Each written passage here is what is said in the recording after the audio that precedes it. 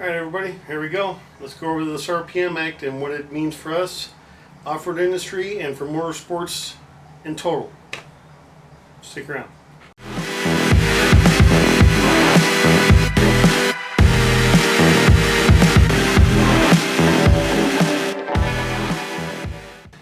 Okay guys, so here's the deal. The RPMAct, we need to make sure our voices are heard with this, especially us in the off-road industry, if competition off-road racing or getting into it.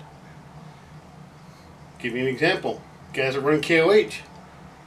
I know everybody that does that ain't got the money for a blueprint motor, which is a built block or whatever else. So everything that has a junkyard motor or a motor that came out of something, that's got a tag attached to it that's tied to a VIN number. What does that mean? Well, that came out of a registered licensed vehicle according to the Federal EPA that they can consider illegal. Yeah, illegal. So that means that your two-built buggy or race car or whatever else, because it has a motor from something out of a junkyard and isn't a complete custom built piece, can be subsequent to a fine, and if they're really itchy, they can seize it. Then what are you going to do? So we really need to stand up as a community, as an off-road community, and do something. You know, if you've got like a custom Jeep or you got a J, can you do a motor swap on it or LS swap or whatever else? I mean, granted, yeah, there's ways to do it legally to where you can get a sticker from your local, not your local smog shop, but a referee. It just shows you have everything legal for that and everything else. Well, the feds are saying you can't do that now, making it illegal because it didn't come with that. There's 43 million off-road enthusiasts in the country from 2008 to now. 7 million Jeep owners.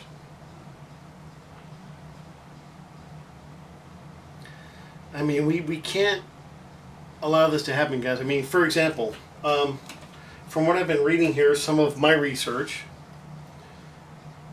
is there's an estimated 195,000 dedicated race-only vehicles. Now, that's motorsports, but I don't know if that includes the off-road side of things, because here's the other thing, and we're not going to stand up and say no to that. Think about that for a minute. How many jobs on just being a race support are people going to lose, not including all the jobs and everything else that are going to lose, and the family-run businesses that are going to lose that provide parts for this industry? Not just the off-road side of it, even street cars, drag cars, SCCA cars, road cars. A lot of those guys, those cars, they're tracked. They're trailered to and from. But the Federal EPA is now saying that that is considered to be illegal. They don't care about the Clean Air Act, CAA from 1970. Applied to any motor vehicle driven on public roads, and street vehicles were allowed to be converted into dedicated race cars that will never be driven on the streets again. So the feds are stepping over this Clean Air Act from 1970 for guys that take vehicles that were once a street car and turn them into a race car. Another good example, Jeep Speed. That was your budget entry-level way of getting into desert racing if you didn't have the funds to build like a Class 7. There's another one. Class 7. You have to retain part of the chassis and the cab and the VIN number. You can tube chassis the rest of it for that class. Best in the desert. That's going to screw a lot of teams and a lot of guys. Even Jeep Speed guys. Because you get your Cherokee, your Comanche, your Wranglers, or whatever that you're doing for the different classes, they all started from a factory vehicle.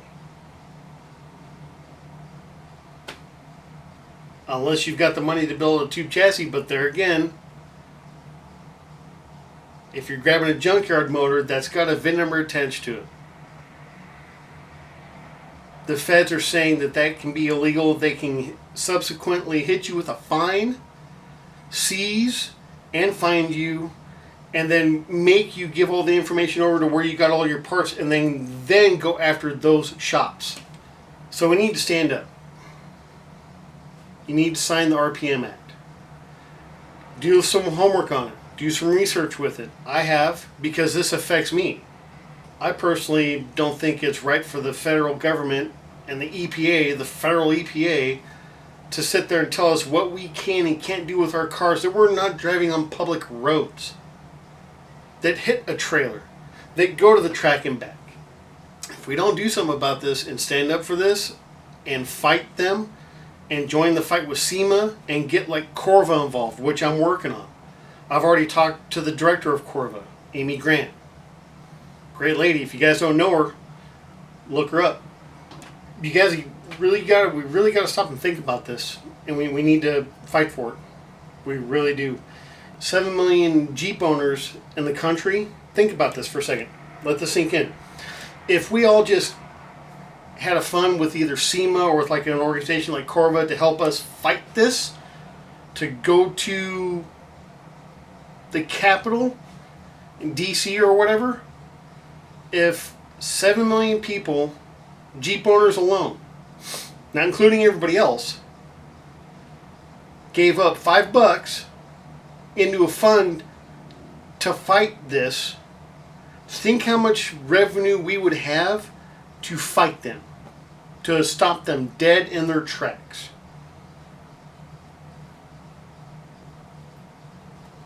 Maybe that's something we should all reach out to SEMA. What's $5? Anyways.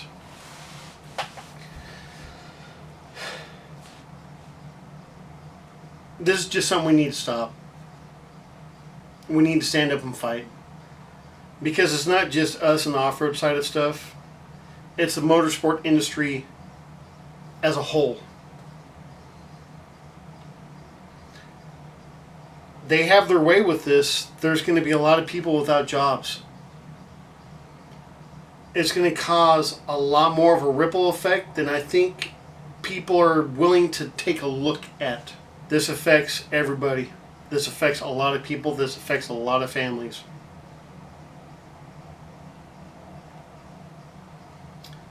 If you made it this far of the video, click on some of the links below to sign the petition, get yourself some research. Really need to pay attention, guys and gals, and get behind this. We need to stand up and fight for this. Get a hold of your local representative. Make our voices heard. Make your voice heard. In the meantime, thanks for watching. Stick around. Got some more content coming up.